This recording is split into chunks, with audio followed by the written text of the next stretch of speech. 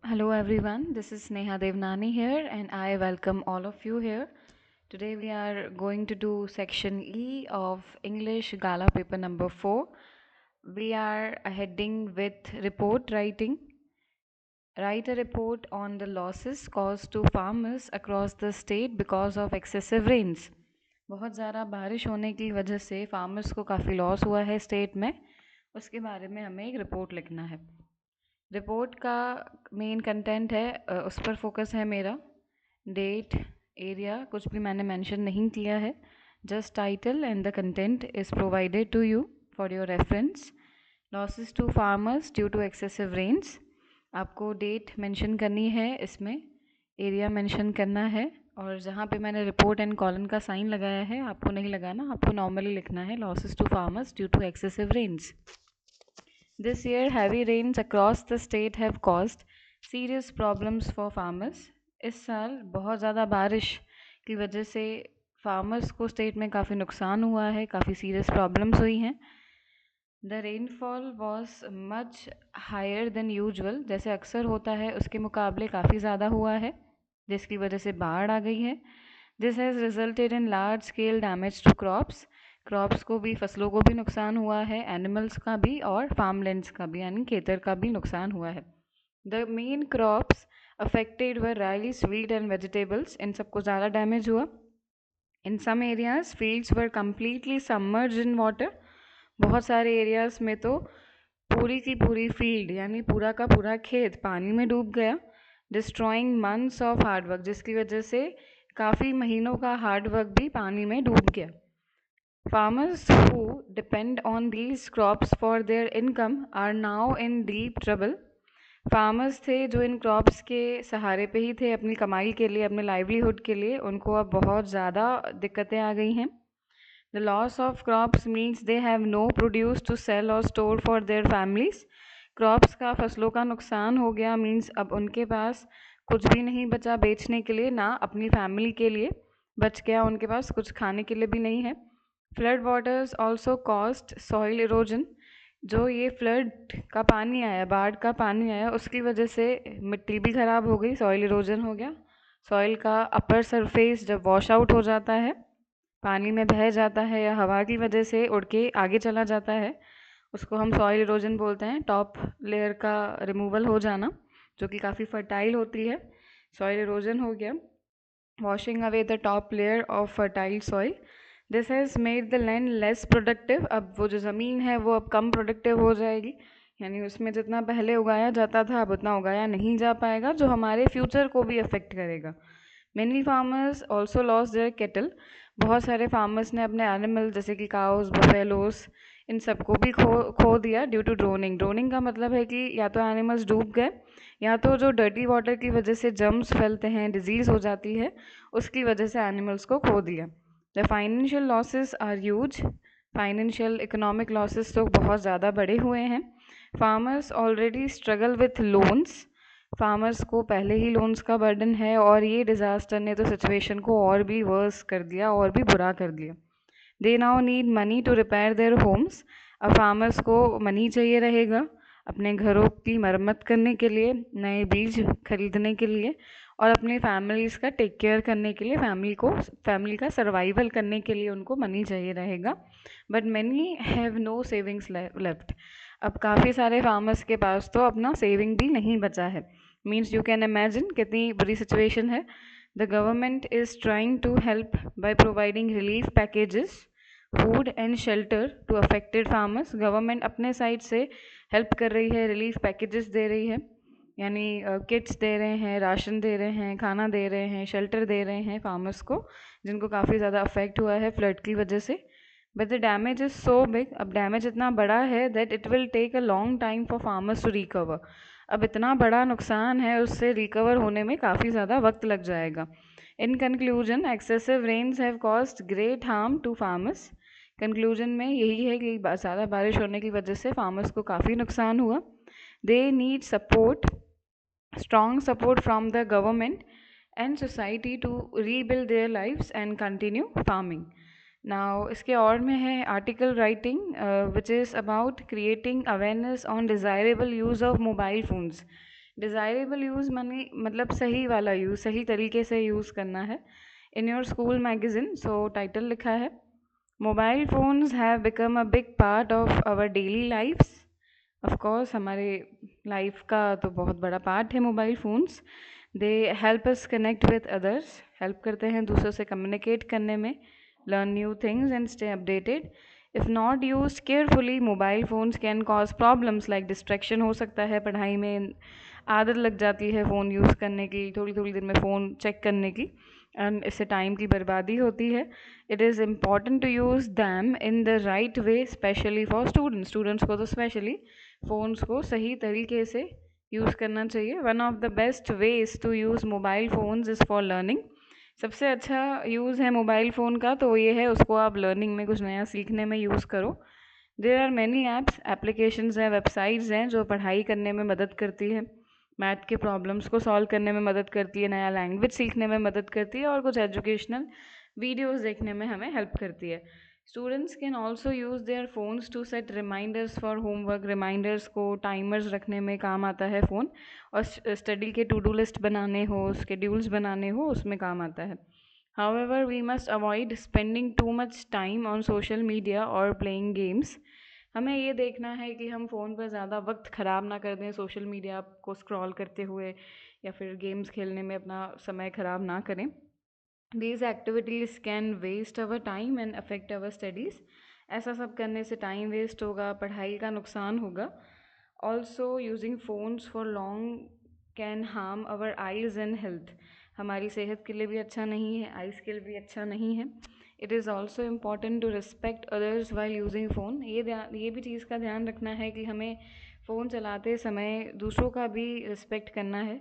Example दिया है कि क्लासेस में यूज़ नहीं करना चाहिए, या फिर कोई आपसे बात कर रहा है तो आपको उस टाइम फ़ोन यूज़ नहीं करना चाहिए, अटेंशन पे करनी चाहिए। Keeping phone silent on silent mode in school और at meetings shows good manners. ये अच्छे मैनर्स का एक पार्ट है कि जब आप किसी मीटिंग में हो, कहीं ऑफिस में हो, स्कूल में हो, कॉलेजेस में हो, आपको अपना फ़ोन साइलेंट पे रखना चाहिए। ये एक प्रोफेशनलिज्म है, गुड मैनर्स हैं। Parents and teachers can guide students on how to use mobile phones wisely. Teachers, parents help कर सकते हैं स्टूडेंट्स को गाइड करने में कि कैसे फ़ोन को समझदारी से यूज़ किया जा सकता है। स्क्रीन टाइम पर लिमिट रखना, और जितना हो सके लोगों से फ़ेस टू फेस बात करना, इंटरेक्ट करना, ये एक अच्छी हैबिट है जो डेवलप करनी चाहिए। इन कंक्लूजन, मोबाइल फ़ोन्स काफ़ी यूज़फुल टूल्स हैं अगर आप उसका सही इस्तेमाल करें तो ही, अदरवाइज़ वो आपके लिए बहुत ज़्यादा नुकसान कारक हो सकते हैं।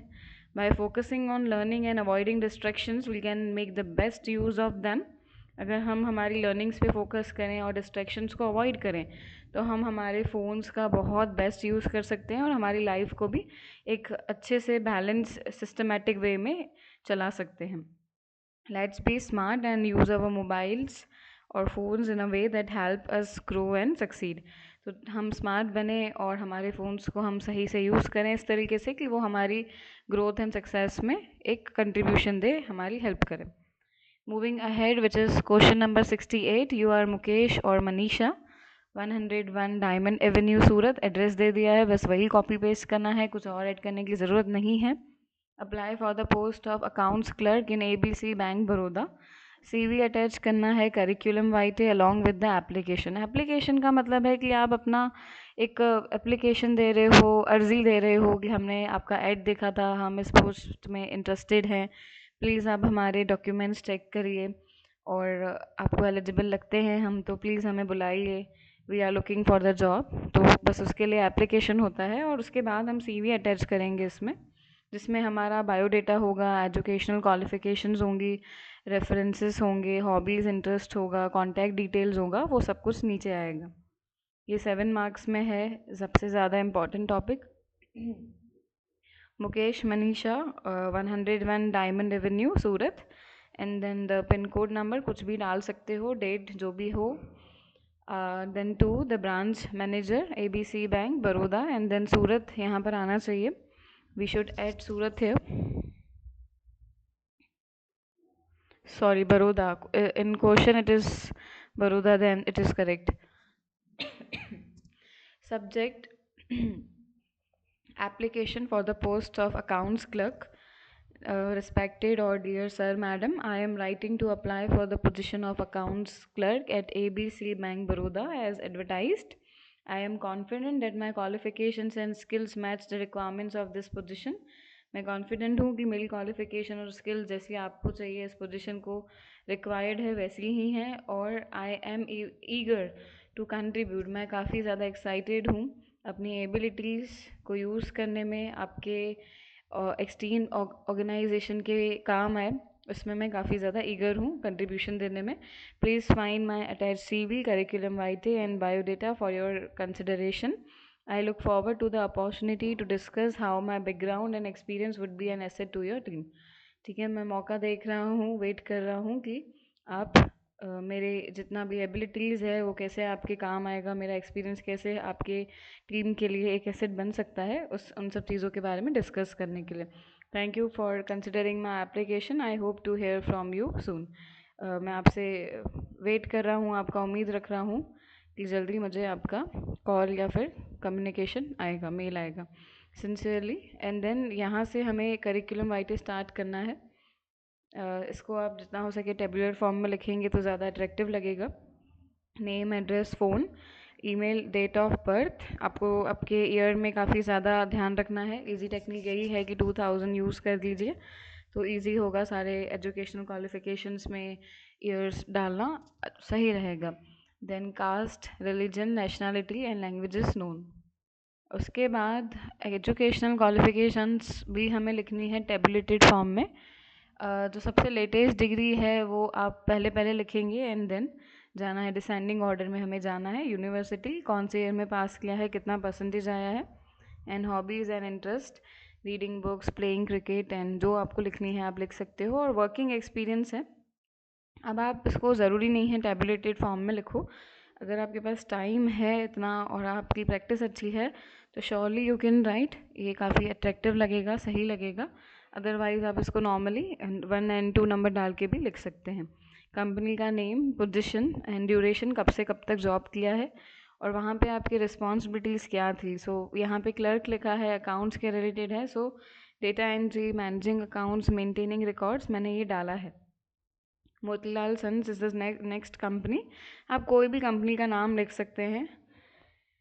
अकाउंट्स क्लर्क 2023-24, यहाँ से यहाँ तक जॉब किया है, इस ईयर से इस ईयर तक. And assisting with audits, audits में हेल्प की. BRS किया, बैंक रिकन्सिलेशन स्टेटमेंट्स में हेल्प की. इनवॉइस मैनेजमेंट, बिल्स को हैंडल करना है, डेटा एंट्री एक्सेट्रा. रेफरेंसेस क्या हैं, तो 2 रेफरेंसेस आपको लिखने रहते हैं. जो पर्सन का नेम है, फुल नेम, वो उसकी पोजीशन क्या है, कौन सी फर्म या कौन से इंस्टीट्यूट कंपनी में है, phone number and then email हमको लिखना है. लास्टली 2 चीज़ें आएंगी. एक्सपेक्टेड सैलरी, नेगोशिएबल मीन जितना मार्केट में रेट चल रहा है उतनी. और रीज़न क्या है, हमने रिज़ाइन दिया हमारी प्रीवियस जॉब से, तो फॉर बेटर प्रोस्पेक्ट्स, या आप कोई और रीज़न भी लिख सकते हो. बेटर प्रोस्पेक्ट्स यानी और हायर अपॉर्चुनिटीज़ के लिए, और अच्छे के लिए. Last topic of paper number 4, section number E का last topic. Write an essay in about 250 words on any one of the following topics. Are hefty. hefty means बहुत ज़्यादा. ओवर रेटेड फाइन्स जो ट्रैफिक के rules को break करने पे लगाए जाते हैं, वो क्या वो जस्टिफाइड है, वो सही है, लगाना चाहिए नहीं लगाना चाहिए. इसमें हमें ये ध्यान रखना है कि जो पॉइंट्स इसमें लिख के दी है, जैसे इंट्रोडक्शन है, गुड टू डीटर, डीटर यानी होने से रोकना, from breaking rules, decreasing number of accidents, heavy on common man pocket, leads to more corruption. ये सारी पॉइंट्स हमें इसमें कवर करनी है, इसका हमें ध्यान रखना है. पहले सबसे पहले टाइटल है, देन पैराग्राफ्स हैं. Traffic rules are made to keep everyone safe on the roads, right. However many people break these rules, जिसकी वजह से एक्सीडेंट्स होते हैं, लोगों की जान जाती है. To stop this the government has introduced hefty fines for traffic violations. Violations यानी ब्रेक करना. ये सब चीज़ें ना हो इसलिए गवर्नमेंट ने काफ़ी हैवी वाले फाइन्स रखे हैं. बट इज़ इट फेयर, क्या ये सही है या नहीं, तो चलो हम इसके दोनों साइड्स देखते हैं इस टॉपिक के. On the positive side, heavy fines make people think twice before breaking traffic rules. अगर ज़्यादा फाइन्स होते हैं तो लोगों को एक बार सोचने पे ये मजबूर करते हैं. ब्रेक करने से पहले वो एक बार सोच लेते हैं कि अगर ब्रेक किया तो इतना इतना फ़ाइन भरना पड़ेगा. They act as a strong warning. ये इतने हैवी फाइन्स हैं वो एक स्ट्रॉन्ग वार्निंग की तरह एक्ट करते हैं, जिसकी वजह से लोगों की केयरलेस ड्राइविंग कम हो जाती है, ओवर स्पीडिंग कम हो जाती है, और वो हेलमेट ना पहने ऐसे केसेस नहीं बनते। वो जनरली फिर हेलमेट पहनते हैं, सीट बेल्ट पहन लेते हैं। ऐसा करने से एक्सीडेंट्स कम हो जाते हैं और रोड की सेफ्टी बढ़ जाती है सबके लिए। However there are some problems with heavy fine, सब कुछ माइनस पॉइंट्स भी हैं इसकी। कुछ प्रॉब्लम्स हैं, जैसे कॉमन मैन है उसके लिए जो फाइन्स हैं उसके पॉकेट पे हार्ड हो सकता है, मीन्स उसका बहुत ज़्यादा खर्चा हो जाएगा। A person earning a small income, जिसकी पहले से ही इनकम कम है, तो इतना सारा फ़ाइन पे करना उसके लिए ईजी नहीं रहेगा। इसकी वजह से ज़्यादा फाइनेंशियल प्रॉब्लम्स हो सकती है, स्ट्रेस क्रिएट हो सकता है। दूसरा इशू ये है कि fines might lead to more corruption हो सकता है इससे। Some people may try to bribe traffic officers to avoid paying the full fine. बहुत बार रिश्वत खिला देते हैं, फुल फाइन नहीं भर के कुछ अमाउंट दे दिया जाता है, करप्शन होता है। और बहुत बार ऐसा भी होता है कि पुलिसमैन जानबूझकर भी तंग करते हैं लोगों को। This can make the system less fair and effective. ऐसा करने से करप्शन आ जाएगा या नेगेटिव एलिमेंट्स आएंगे तो सिस्टम फेयर नहीं रहेगा, सही नहीं रहेगा, इफेक्टिव नहीं रहेगा। So in conclusion, heavy fines for traffic violations have both good and bad sides, दोनों ही साइड्स हैं। While they can help reduce accidents, भले ही वो एक्सीडेंट रिड्यूस करने में हेल्प करते हैं, but and make people follow rules, इसकी वजह से लोगों को भी थोड़ा सा प्रेशर आता है कि उन्हें रूल्स फॉलो करने हैं। They can also cause problem for ordinary people, but दूसरा साइड क्या है कि इससे नॉर्मल लोगों को प्रॉब्लम आ सकती है, करप्शन बढ़ सकता है। सो ये ज़रूरी है कि गवर्नमेंट बैलेंस रखे दोनों के बीच में, फाइन्स भी हो और ऐसा सिस्टम भी हो जैसे लोगों को दिक्कत भी नहीं आए और रूल्स फॉलो भी हो जाएं, दोनों चीज़ें मेंटेन हो। Then skill India mission points क्या हैं? इंट्रोडक्शन, लार्ज यूथ पॉपुलेशन हमारे इंडिया में है, which is a plus point. Target of instilling entrepreneurship, उनमें ये क्वालिटी है स्टार्टअप्स करने की, बिजनेस हैंडल करने की। गवर्नमेंट इंकरेजमेंट, गवर्नमेंट की साइड से क्या हेल्प है। Lastly conclusion, skill India mission, India has one of the largest youth populations in the world. To use this power, the government started the Skill India mission in 2015. This mission aims to help young people learn useful skills so they can get good jobs or start their own businesses. ये mission का मकसद ही क्या है कि जो young generation के लोग हैं उनको काम की स्किल्स सिखाई जाएं, वो सीखें और उनको अच्छी जॉब्स मिलें, या तो फिर वो अपना ही खुद का बिजनेस स्टार्ट कर सकें। Skill India mission offers training in many fields such as computers. इन सब फील्ड्स में स्किल इंडिया मिशन ट्रेनिंग देता है, computers, health care sector, tourism, farming and more. यहाँ पे ट्रेनिंग का फोकस ये है कि हम उनको प्रैक्टिकल नॉलेज दें जो रियल वर्ल्ड में काम आएगी, रियल जॉब में काम आएगी, ना कि सिर्फ थियोरेटिकल नॉलेज दो और एग्ज़ाम पास करवाओ। After completing the training, students gate certificates that make it easier for them to find work in India or even abroad. Certificate मिल जाएगा, वो इंडिया में भी इजीली वर्क कर सकते हैं और बाहर भी जा सकते हैं। A big goal of this mission is to make young people interested in starting their own businesses. इस मिशन का सबसे बड़ा एम तो यही है कि यंग जनरेशन के लोगों को, यूथ्स को खुद का स्टार्टअप करने में इंटरेस्ट है, उनका जुनून और भी बढ़े। ये मिशन, ये सब इनको हेल्प करता है, सिखाता है कि कैसे प्लानिंग बनानी है, कैसे बेस बनाना है, मनी मैनेजमेंट कैसे करना है और बिज़नेस का प्रोसेस क्या रहेगा, कैसे हम बिज़नेस को रन कर सकते हैं सक्सेसफुली। इस तरीके से लोगों को जॉब भी मिल सकती है, लोगों को काम मिल सकता है और कंपनी का ग्रोथ हो सकता है। गवर्नमेंट के यहाँ से भी कुछ सपोर्ट है। गवर्नमेंट ने अलग अलग प्रोग्राम स्टार्ट किए हैं, जैसे प्रधानमंत्री कौशल विकास योजना, PMKVY, और बहुत सारी कंपनीज भी अपने साइड से हेल्प करती है, टूल्स देती है, ट्रेनिंग्स देती है, ट्रेनर्स प्रोवाइड करती है, ताकि ये मिशन और भी सक्सेसफुल बन सके। The skill India mission is very important for India's future. India के फ्यूचर के लिए तो ये बहुत ही अच्छा है। इससे बेरोज़गारी का जो रेशियो है वो कम हो जाएगा, लोगों में स्किल्स डेवलप होंगी जो उनको काम आएगी, लोगों में कॉन्फिडेंस बढ़ेगा और वो सेल्फ रिलायंट बनेंगे, यानी आत्मनिर्भर बनेंगे। In conclusion, the Skill India mission is a great step to make youth Indians skilled, confident, and ready for the future. It is helping both individuals and the country move towards a brighter future.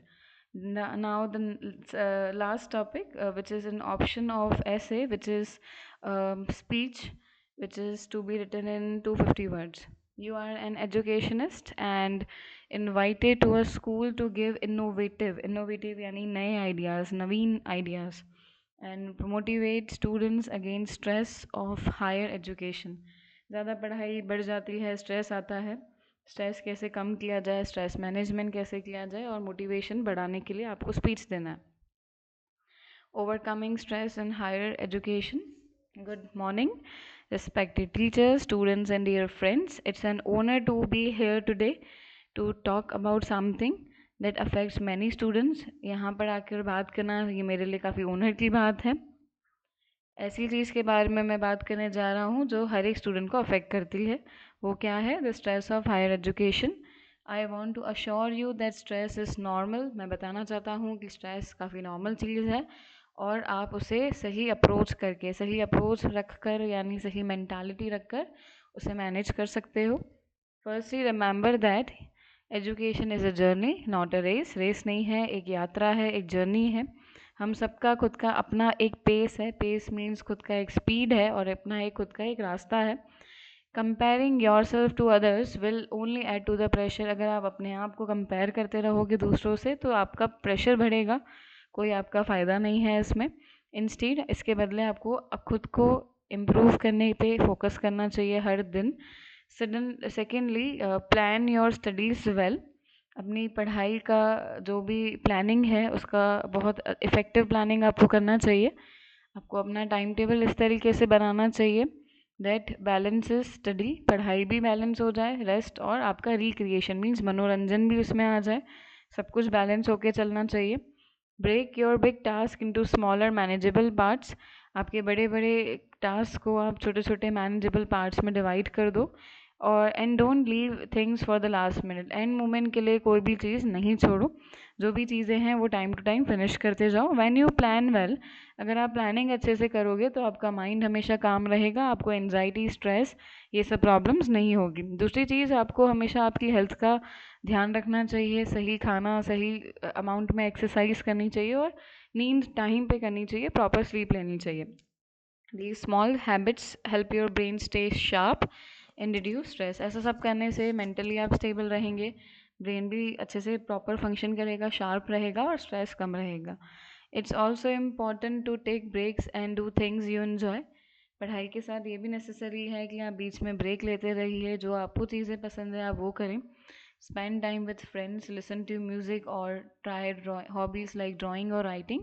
ये सब activities आपको थोड़ा refreshment देंगी. And always talk about your worries, speak to your teachers. आपकी जो भी समस्याएं हैं, दिक्कतें हैं, आपने अपने टीचर्स या अपने फ्रेंड्स, फैमिली के साथ शेयर करें.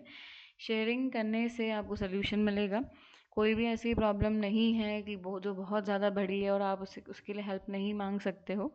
फाइनली आपको अपने अंदर भरोसा रखना है, बिलीव रखना है. आप कैपेबल हैं, आप स्ट्रॉन्ग हैं. आपने जो डिटरमाइन किया है, जो ठाना है वो आप कर सकते हैं. एजुकेशन इम्पॉर्टेंट है बट सामने आपकी हैप्पीनेस, आपका मेंटल स्टेट, आपकी फ़िज़िकल हेल्थ भी ज़्यादा मैटर करती है. So take one step at a time. एक टाइम पे एक काम करिए, सारे प्रोसेस को एंजॉय करो, खुद को बर्डन आउट नहीं करो. Thank you and I wish you all the very best in your journey.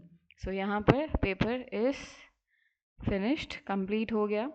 Paper 4 के सारे सेक्शंस की वीडियो अपलोडेड हैं. आपने नहीं देखा है तो प्लीज़ आप चेकआउट करिए. Thanks for watching our video. Take care everyone.